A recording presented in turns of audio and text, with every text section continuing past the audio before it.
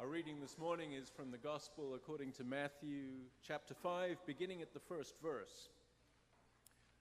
When Jesus saw the crowds, he went up on the mountainside, and after he sat down and the disciples gathered around, Jesus began to teach them. Blessed are those who are poor in spirit. The kingdom of heaven is theirs. Blessed are those who are mourning. They will be consoled.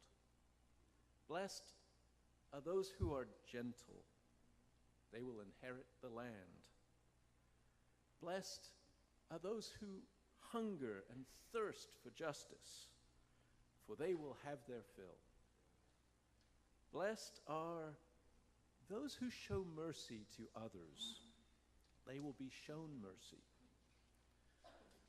Blessed are those whose hearts are clean. They will see God.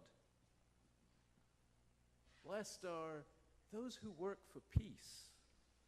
They will be called children of God. Blessed are those who are persecuted because of their struggle for justice. The dominion of heaven is theirs. Hear what the Spirit says today.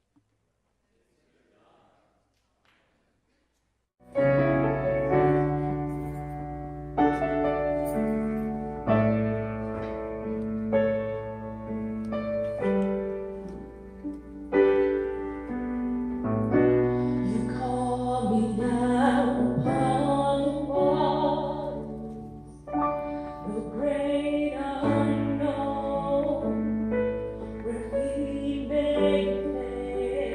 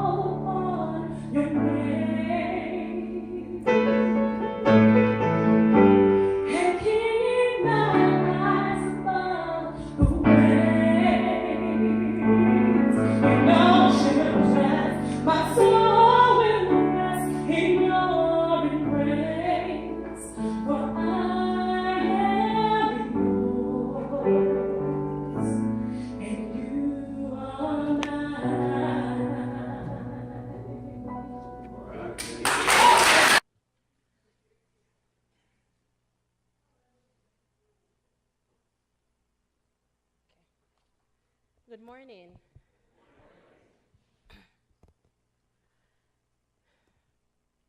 In a 1968 sermon, Reverend Dr. Martin Luther King told the congregation, "You may be 38 years old as I happen to be, and one day some great opportunity stands before you and calls you to stand up for some great principle, some great issue, some great cause. And you refuse to do it because you are afraid. You're afraid that you will lose your job, or you're afraid that you will be criticized, or that you will lose your popularity, or you're afraid that someone will stab you, or shoot at you, or even bomb your house. So you refuse to take the stand. Well, you may go on and live until you are 90, but you are just as dead at 38 as you would be at 90. And the cessation of breathing in your life is but the belated announcement of an earlier death in the spirit." Let us pray. Let's pray. Creator God, open our ears, our hearts, our mind, and direct our path. May the words of my mouth and the meditation of my heart be acceptable unto you, O God. Amen. Never did I think that I'd actually be asked to give a message in a church. I also didn't think that at 27, I'd be asked to use my life and my story in that message. There are, however, many experiences and stories that have molded me and led to the person standing before you today. Some of these are fun and exciting, others not so much. However, I want to pull out a few of those experiences that connect to the series of nonviolent resistance. I was a church girl until I was 13. Grew up in the Brethren Church, christened, baptized at 7. I truly loved God, and I wanted to be a pastor. However, reality began to set in at 13. I realized that as a girl, it was not going to be possible to be a pastor in the Brethren Church. At least at that time. Times are changing and the church is dying. But more importantly, I liked girls. And because of that, my desire to be a pastor was completely out of the question, at least with the brethren. I didn't believe necessarily that I was sinful, but I knew that my church thought so. And so at 13, I decided to tell my mom that I might have been gay. Fortunately, I wasn't kicked out, but we did spend some time in prayer. The Brethren Church I went to believes that the Lord's Supper is not a private matter, but a corporate expression. 1 Corinthians 10:17 says, "Because we, being many, are one loaf, one body, for we partake of that one loaf." I decided to stop participating in the breaking of bread at church because I understood that passage to say that since my beliefs and that of my church about my sexuality were so different, I could not in good conscience take communion or participate in any worship activity. At the age of 16, when my parents fully, completely, totally understood and learned that I was gay, I spent a few months in what we refer to as ex-gay therapy.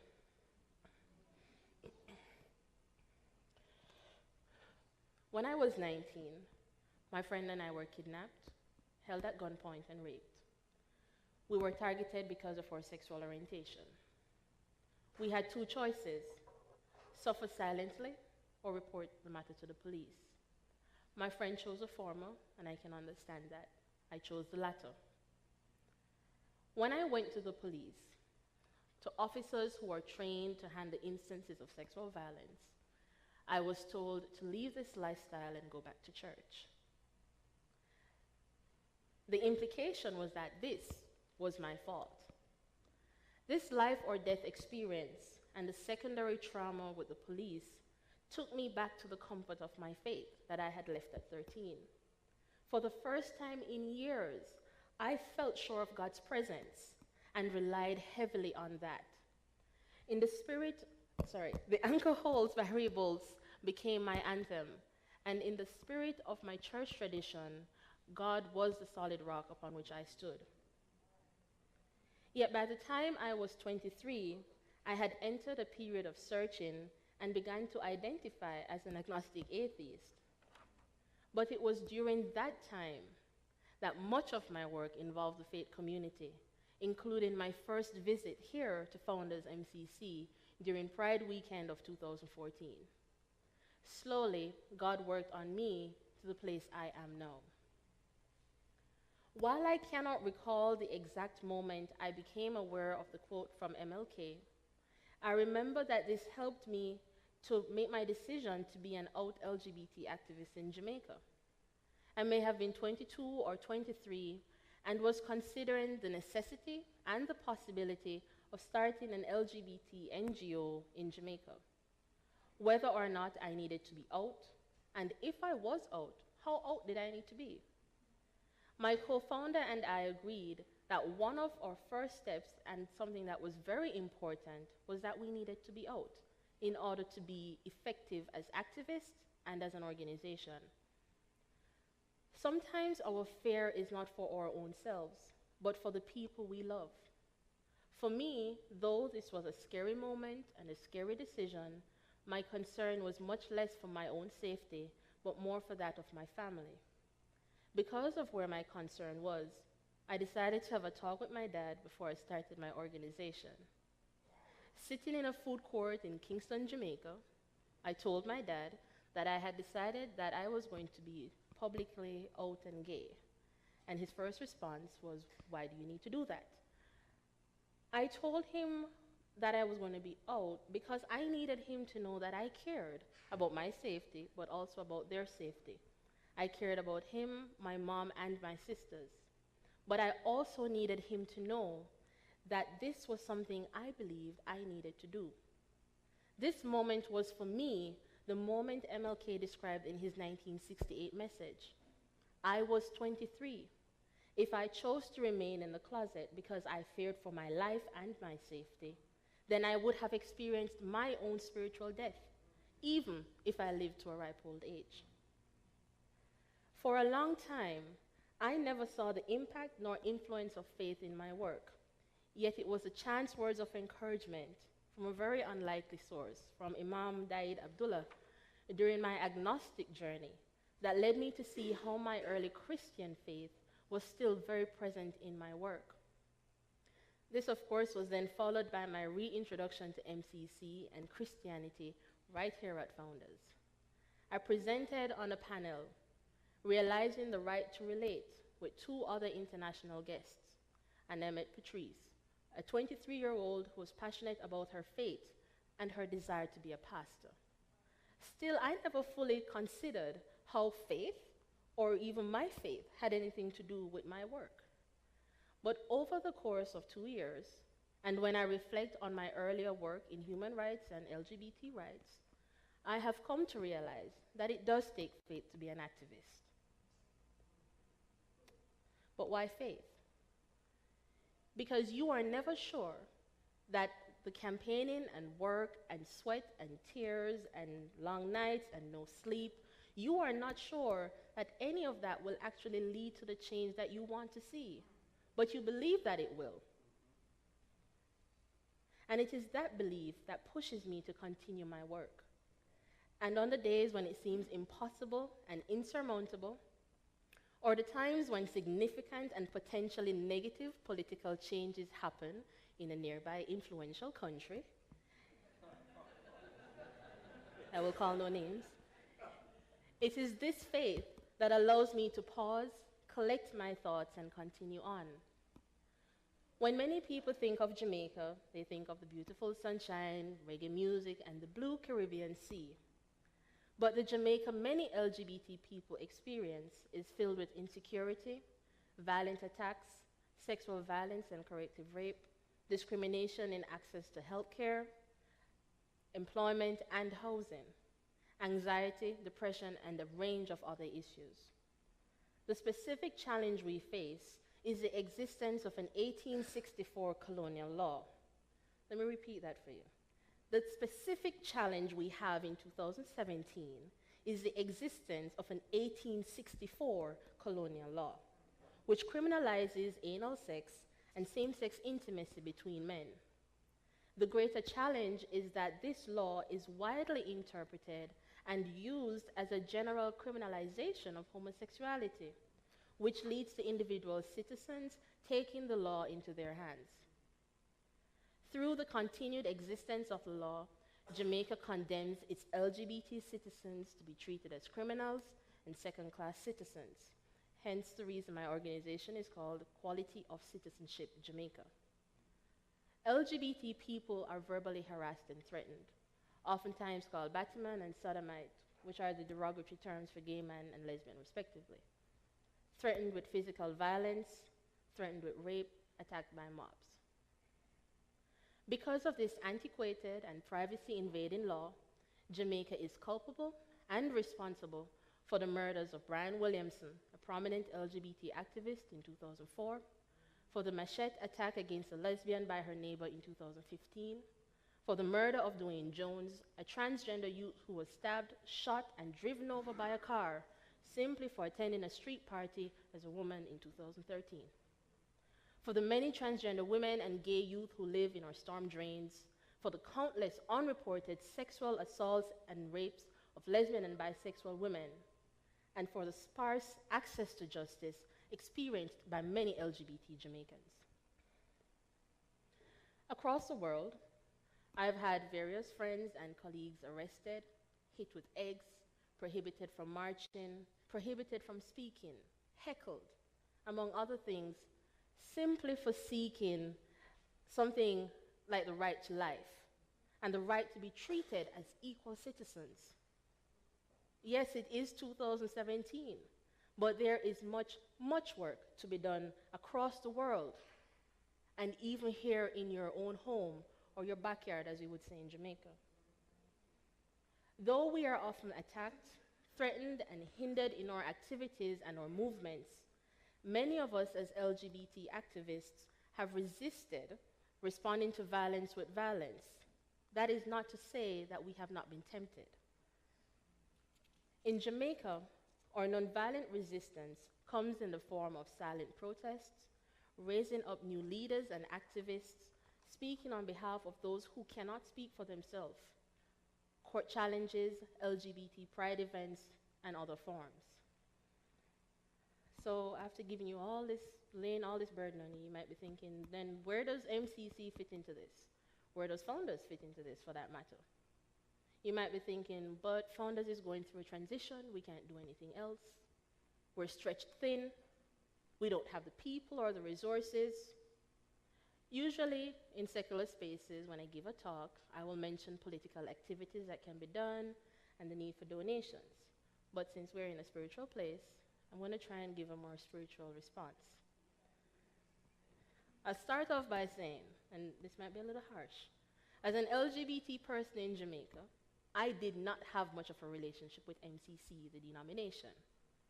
Yes, Reverend Nancy Wilson and a few other ministers came to our country and marched with us in 2010. Yes, we had a budding church there for a while.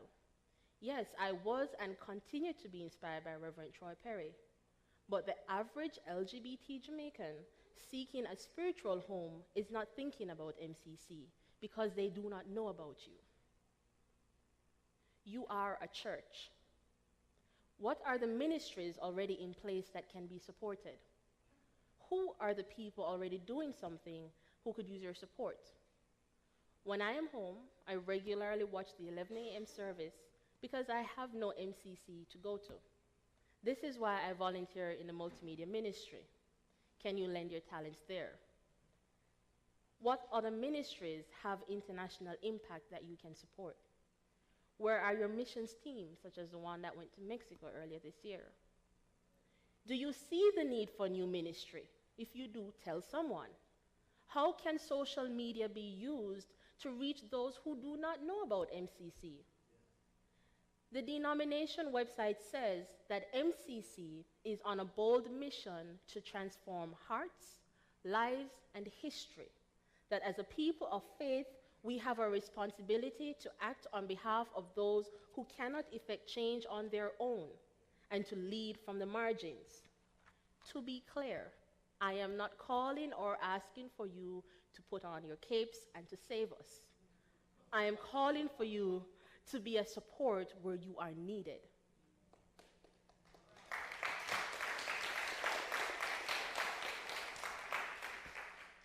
Writing from the Birmingham jail, MLK said, "Injustice anywhere is a threat to justice everywhere.